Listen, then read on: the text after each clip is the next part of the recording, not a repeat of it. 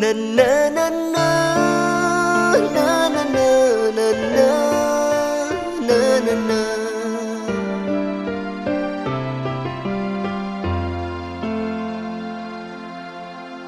បងនៅចងចាំបានរឿងគ្រប់យ៉ាងរឿងស្រស់ក៏លយ៉ាងតាមសំទូតែបងស្ដាប់ហេតុផលដែលបងត្រូវចេញពីអូនហេតុផលមិនស្ងួនបងមិនស្ដាប់ក៏មិនមែនយកលេសកំហុសតិចតួចមិនជួវៃបងធ្លាប់គិតទុកយូរហើយបងដឹងខ្លួនថាយើងទាំងពីរមិនបានជួបគ្នាឡើយទើបមិនមកក្រៅឲ្យអូនទឹកភ្នែកទៀត No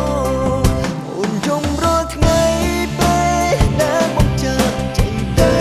បើអូនលំបាកអូនចត់បងកុំសាមិនព្រមតស៊ូជាយាមដល់ណាបើជីវ៉ាក៏ដឹងពីគ្រួសារអូនគ្មានប្រណីអភ័យទោសផងស្រីបងគ្មានវាសនា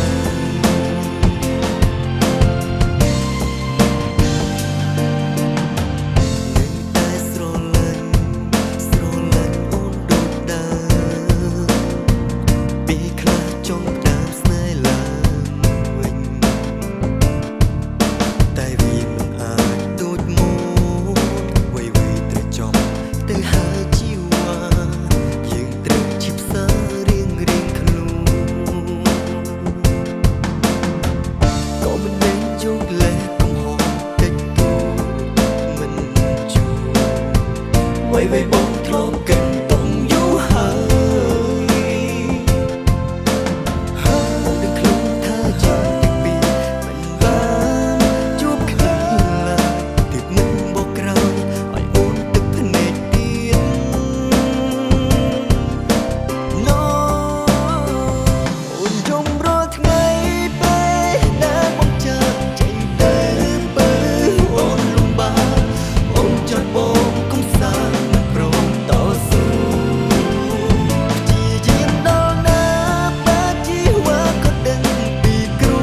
សារអូនគ្មានប្រណីអភ័យទោសផងស្រីបងគ្មានវាសនា